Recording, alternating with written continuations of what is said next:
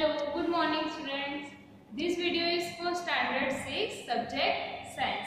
In this video lecture we will learn about our chapter number 4. The name of the chapter is sorting materials into groups. यानी कि every day in our life we are using many objects. अगर आप अपनी school bag देखोगे तो आपको बहुत different जैसे कि बुक्स है, पेंसिल है, इरेजर है, आपका लंच बॉक्स है, ये सारे अलग अलग ऑब्जेक्ट्स है। अगर आप घर पे जाओगे, अगर आपका किचन देखोगे, रूम देखोगे तो आपके पास बहुत सारी अलग अलग चीज़ें हैं। तो इस चैप्टर में हमें क्या समझाया गया है या समझाने की कोशिश की गई है कि ये जो सारे ऑब्जेक्ट्स होते हैं वो हम क्या करते हैं, कुछ ग्रुप्स में डिवाइड करते हैं। कि जैसे कि ये जो सारी चीज़ें हैं वो कैसी है, सब प्लास्टिक की है। ये जो सारी चीज़ें हम क्या करते हैं, सिर्फ हमारी स्कूल की, यानी कि कोई ना कोई ऑब्जेक्ट किसी दूसरे ऑब्जेक्ट के साथ क्या करता है, रिलेट करता है, तो हम उसको एक ग्रुप में डालते हैं। जैसे कि आपकी स्कूल में बहुत सारे स्टूडेंट्स हैं पर आपको अलग अलग ग्रुप में डिवाइड किया गया। जैसे कि ये स्टैंडर्ड 1 में है, स्टैंडर्ड 2 में, तो क्या है, कैसे डिवाइड किया गया, यानी कि जिसकी जितनी एज है, अगर छोटे बच्चे हैं तो वो क्या है, नर्सरी में है, लेकिन जो बड़े हैं वो प्राइमरी स्कूल में है। तो कोई ना कोई एक ऐसा बेसिक ढूंढते हैं, बेस लेते हैं हम, और क्या करते हैं, हम ग्रुप्स में डिवाइड करते हैं। वैसे ही ये जो हमारे आसपास इतने सारे ऑब्जेक्ट्स हैं, हम क्या करते हैं, किसी ना किसी ग्रुप में उसको डिवाइड करते हैं। तो ये पूरा का पूरा हमें सीखना है। Object around us, we have seen that our food and clothes have so much variety in them. Not just food and clothes, there is such a vast variety of objects everywhere. यानी कि सिर्फ food और clothes में ही variety नहीं है, हम जो object use करते हैं डेली लाइफ में वो भी, उसमें भी बहुत सारी वैरायटीज है।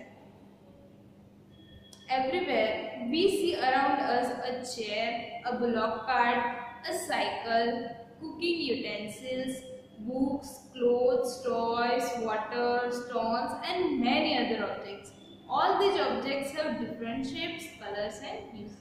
ये सबका शेप है या तो कलर है या तो यूज है, वो क्या है, सबका डिफरेंट है, वो बिल्कुल भी सेम नहीं है।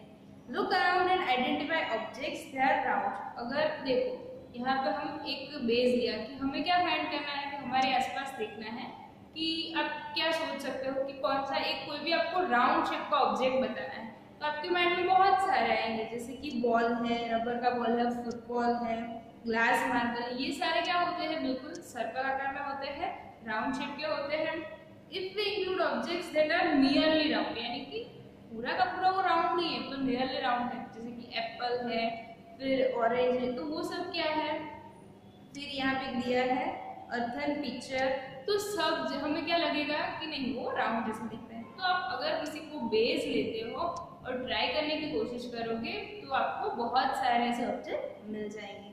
Suppose we are looking for objects that are edible, edible यानी कि जो खाने लायक है, तो भी हम क्या करेंगे, हमें बहुत सारे माइंड में आएंगे, जैसे कि इडली है, चपाती है, वेजिटेबल्स है, फ्रूट्स है, आइसक्रीम है। तो ये इतने सारे ऑब्जेक्ट्स हैं। We might include all the items that we have listed in tables, यानी कि फर्स्ट चैप्टर में हमने ये सब देखा है कि बहुत सारी ऐसी चीजें हैं जो खा सकते हैं। We might also find that some of those round shape, यानी कि उसमें से कुछ राउंड शेप के, जैसे कि गुलाब जामुन देख लो तो वो क्या होता है, राउंड शेप का होता है। Object we just listed out are also in this group, यानी कि वो क्या है, एक तो एडिबल भी है और दूसरा क्या है, वो राउंड शेप है। Let us say we wish to make a group of objects that are made of plastic. अब हम एक ग्रुप बनाएंगे जिसमें क्या होती है, चीजें सिर्फ प्लास्टिक की हो, buckets, lunch boxes, toys, water containers, pipes and many such objects में find a place in this group, यानी कि इस ग्रुप में बहुत सारी ऐसी चीजें आ सकती है। There are so many ways to group objects. In the above examples, we have grouped objects on the basis of their shape or the materials they are made from. यानी कि अगर आप ग्रुप बनाना चाहो तो कोई भी ग्रुप बना सकते हो, कैसे भी आप इन सारी चीज़ों को इकट्ठा कर सकते हो। फर्स्ट में हमने क्या किया, राउंड शेप देखा, यानी कि हमने क्या देखा कि वो चीज़ का शेप कैसा है। फिर दूसरा कि उसके यूज़ क्या है, मतलब कि वो एडिबल है, यानी कि उसका यूज़ क्या है, हम उसको खा सकते हैं। और तीसरा कि चीज़ क्या है, प्लास्टिक की। अगर आप प्लास्टिक की चीज़ें इकट्ठा करोगे तो सबका शेप अलग अलग होगा, उसका यूज़ भी अलग अलग होगा, लेकिन बेसिक उसमें सेम क्या है कि उसका उसका जो मटेरियल है वो किस में से बना हुआ है, यानी कि आप कौन से भी बेसिस पर ग्रुप में डिवाइड कर सकते हो।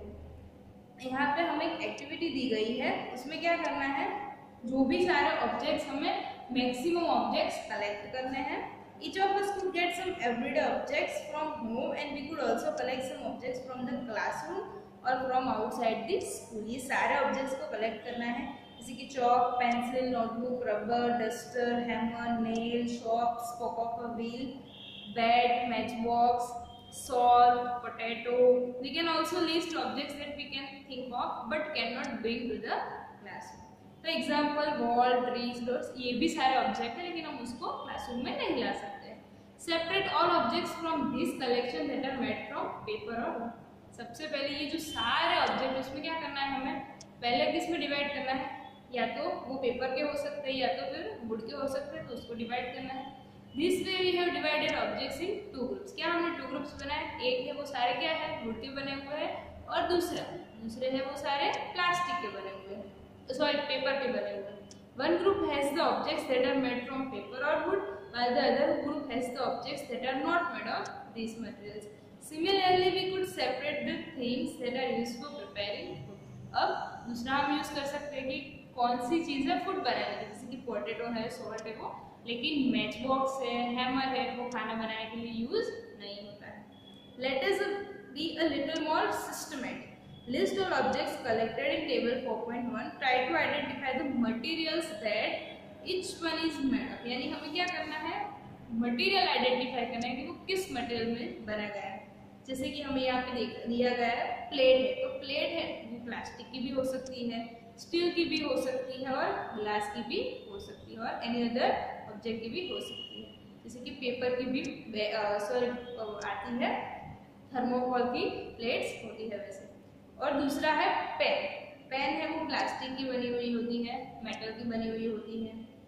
अब उसमें हम ऐड कर सकते हैं कि जो पेंसिल है, तो पेंसिल है वो वुड की बनी हो सकती है, प्लास्टिक की बनी हो सकती है। फिर आपका स्कूल बैग, तो स्कूल बैग है वो लेदर का हो सकता है, सिंपल क्लोथ का हो सकता है या तो फिर प्लास्टिक का भी। जैसे वाटर प्रूफ आता है तो वो सिंथेटिक फाइबर से या तो प्लास्टिक से बना हुआ होता है। तो आपकी चीज एक ही है लेकिन वो अलग अलग मटेरियल को यूज करके बनाई जा सकती है।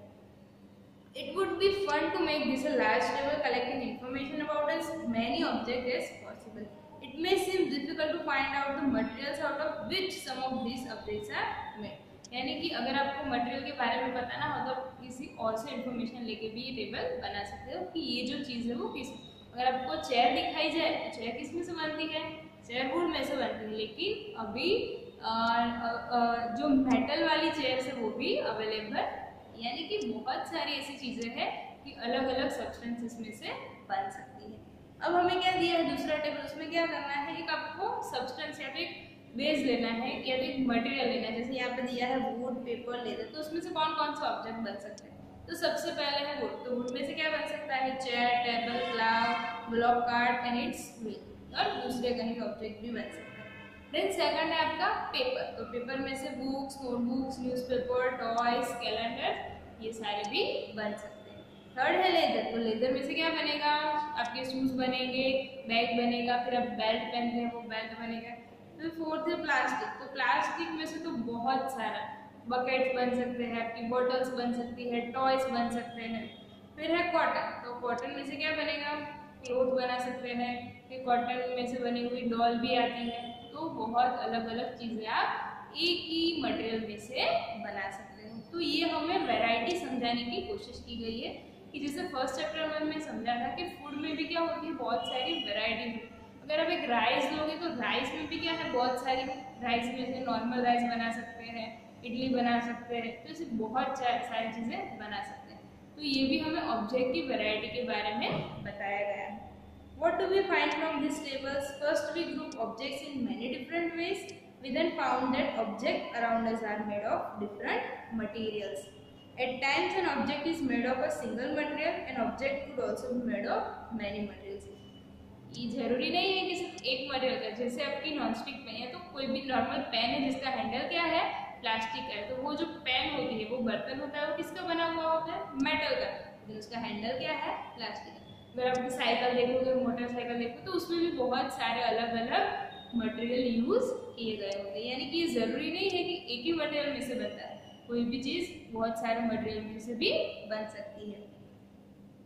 What decides which material should be used for making any given object? It seems that we need to know more about different materials. अब अगर हमें कोई चीज़ बनानी है, अगर हमको डिसाइड करना हो कि वो किस चीज़ में से, मतलब कौन से मटेरियल में से बना है, तो उसके लिए हमें उसकी प्रॉपर्टीज या तो उसके बारे में जानना। अगर आपको क्या करना है, बकेट बनाना है, अगर हम यहाँ पे एग्जाम्पल देखें कि टम्बलर बनाना है, टम्बलर बनाना है, तो आप क्या चूज करोगे, प्लास्टिक चूज करोगे या क्लोथ चूज करोगे? ऑब्वियसली प्लास्टिक में से बनेगा तो सिर्फ हम उसके लिए मेटल भी यूज कर सकते हैं, लेकिन जो हमारा क्लोथ है वो हम क्लोथ उसको यूज नहीं कर सकते, क्योंकि प्लास्टिक और क्लोथ दोनों की कैपेसिटी, दोनों की प्रॉपर्टीज क्या होती है, कैरेक्टरिस्टिक्स बिल्कुल डिफरेंट हो सकती है। हम ऐसा सोच भी नहीं सकते कि चलो क्लोथ्स में से टम्बलर बनाएंगे। Therefore, would it not be if we were to make a tumbler out of cloth, it be silly, यानी कि वो silly हो जाएगा।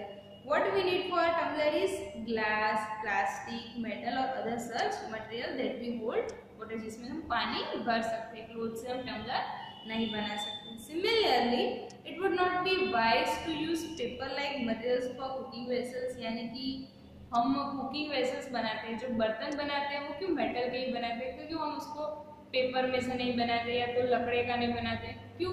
अगर आप लकड़े का बनाओगे, बन सकता है, अगर आपको बनाना हो तो लकड़ी हो यानी कि वुड हो, उसमें से आपको बर्तन का शेप का बनाना हो तो बना सकते हो, लेकिन हम उसको कुकिंग करने के लिए यूज नहीं कर सकते। क्यों? क्योंकि अगर आप उसको गैस पे चढ़ाओगे तो वो क्या हो जाएगा, जल जाएगा। यानी कि जिसकी जैसी कैरेक्टरिस्टिक है उसके ऊपर डिपेंड करता है कि उसमें हम कौन सा यूज कर सकते हैं।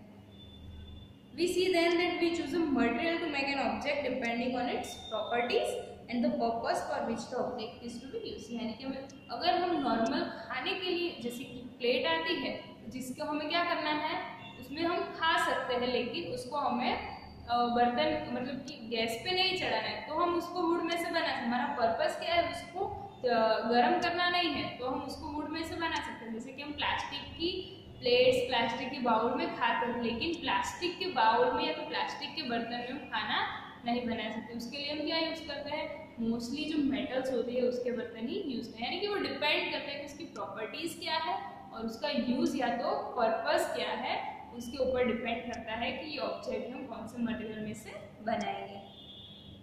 तो ये अलग अलग हमें यहाँ पे सब मटेरियल्स की प्रॉपर्टीज दी गई है कि कौन सा मटेरियल है, कौन सी प्रॉपर्टी रखता है, यानी उसका कैरेक्टर, उनकी फीचर्स क्या है। तो what are all the properties of materials that would be important for the use? Some properties are discussed here. तो फर्स्ट है अपीयरेंस। अपीयरेंस यानी कि वो दिखने में कैसा है।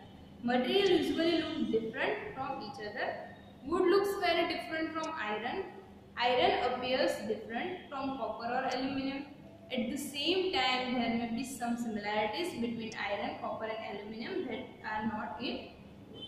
अब देखो, अगर आप चार चीजें लो, एक वुड है, आयरन है, एल्यूमिनियम है और दूसरा है कॉपर, तो चारों के लुक है वो बिल्कुल डिफरेंट। उनके कलर, उनके शेप, वो क्या होगा, शेप तो चलो अगर हम उसको नहीं बनाते, एक शेप में भी बनाओ, लेकिन उसका कलर है, उसका लुक है, वो क्या होगा, बिल्कुल ही डिफरेंट होगा।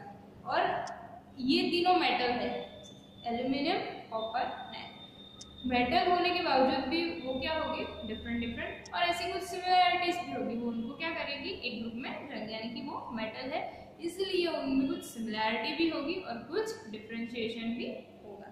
यहाँ पे एक एक्टिविटी दी गई है, collect small pieces of different materials.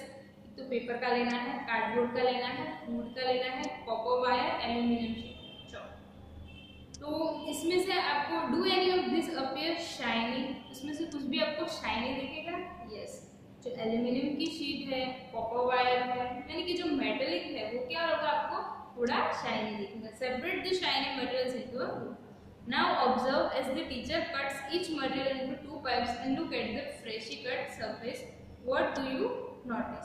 यानी कि ये जो सारे मटेरियल्स की अगर पाइप हो तो उसको हम कट करेंगे, सबसे पहले तो सबको हम कट नहीं कर सकते, जिसको हम कट करेंगे जैसे कि चॉक है, वुड है, तो उसमें हमें क्या डिफरेंस दिखाई देगा उसकी सरफेस पे। Does the freshly cut surface of some of these materials appear shiny? सबकी शाइनी दिखाई देती है। Include these objects also in the group of shiny materials. अगर उसको हम कट करें और हमें शाइनी दिखे तो हम उसको भी उसमें ऐड कर सकते हैं।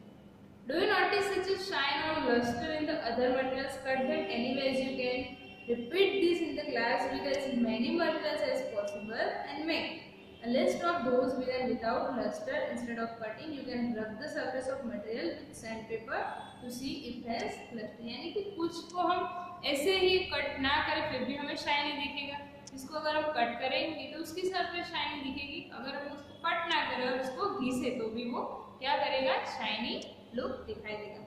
Materials that have such luster are usually metals. Iron, copper, aluminum and gold are examples of metals. Some metals often lose their shine and appear dull because of the action of air and moisture. यानी कि कुछ materials ऐसे होते हैं कि उनमें shining है लेकिन एयर के कांटेक्ट में आने के कारण या कुछ प्रोसेस होने के कारण उनका जो लस्टर है, उनकी शाइन वो क्या हो जाती है, बिल्कुल ही डल हो जाती है। We therefore notice the luster only when they have freshly cut. यानी कि हम फ्रेशी कट करेंगे तभी हमें उसमें लस्टर दिखाई देगा। When you visit an iron smith or a workshop, look out for freshly cut surfaces of metal rods to see if they have luster. यानी कि जो एक ब्लैक स्मिथ है या तो आयरन स्मिथ है, वो क्या करेगा, जब आयरन के जो रोड होते हैं उनको कट करता है तो उनकी सरफेस होती है एकदम शाइनी होती है। अब दूसरी प्रॉपर्टी हमारे पास है हार्डनेस, यानी कि जो आपका मटेरियल है वो कितना हार्ड है। When you press different materials with your hand, some of them may be hard to compress while others can be easily compressed. ये बहुत सारे जो ऑब्जेक्ट होते हैं उसमें कुछ ऑब्जेक्ट्स अगर आप उसको क्या करोगे, प्रेस करोगे तो वो इजीली प्रेस हो जाएंगे और कुछ ऑब्जेक्ट्स है वो इजीली प्रेस नहीं होंगे। Take a metal key and try to scratch with it the surface of a piece of wood, aluminum, a piece of stone, a nail, candle, chalk, any other material or object. You can easily scratch some materials while some cannot be scratched. कुछ material उसको हम आसानी से scratch कर सकते हैं और कुछ को हम इजीली नहीं कर सकते। Materials which can be compressed or scratched easily are called soft, while some other materials which are difficult to compress are called hard. यानी कि जो हम जिसको आसानी से प्रेस नहीं कर सकते, स्क्रैच नहीं कर सकते, वो क्या होते हैं, स्ट्रॉन्ग या तो हार्ड होते हैं, और दूसरे जो होते हैं जिसको हम आसानी से कंप्रेस कर सकते हैं वो होते हैं सॉफ्ट। फॉर एग्जाम्पल कॉटन और sponge is soft while iron is hard. In appearance, material can have different properties like luster, hardness, be rough or smooth. Can you think of other properties that describe the appearance of a material? यानी कि ये हमने कौन सी दो properties देखी, एक क्या है जिसमें वो लस्टर है तो शाइनिंग करता है, मतलब उसका अपीयरेंस कैसा है, और दूसरा है कि वो हार्ड है कि सॉफ्ट है। तो उससे भी ज़्यादा कहीं अलग अलग प्रॉपर्टीज है जिसको हम कोई भी ऑब्जेक्ट्स को अलग अलग ग्रुप में डिवाइड कर सकते हैं। तो ये जो आगे की प्रॉपर्टी है वो हम नेक्स्ट लेक्चर में देखेंगे। तो ये जो हमारा चैप्टर है इसमें हमने क्या देखा, तो फर्स्ट ऑफ ऑल कोई भी ऑब्जेक्ट को हम किसी न किसी ग्रुप में डिवाइड कर सकते हैं, यानी किसी दूसरे ऑब्जेक्ट के साथ रिलेट कर सकते हैं, तो वो शेप के थ्रू कर सकते हैं, उसका मटेरियल कैसा है, और दूसरा कि हम उसको ग्रुप में डिवाइड करते हैं तो उसकी क्या होती है, कुछ प्रॉपर्टीज होती है सेम, या तो उनका जो यूज़ करने का जो पर्पस होता है वो सेम। तो हमने आज दो प्रॉपर्टी सीखी, एक तो अपीयरेंस और दूसरा है हार्डनेस की, कोई उसका अपीयरेंस कैसा है, वो शाइनी है या डल है, फिर दूसरा है कि वो हार्ड है कि सॉफ्ट है। ठीक है, यहाँ तक आपको समझ में आ गया होगा। Thank you.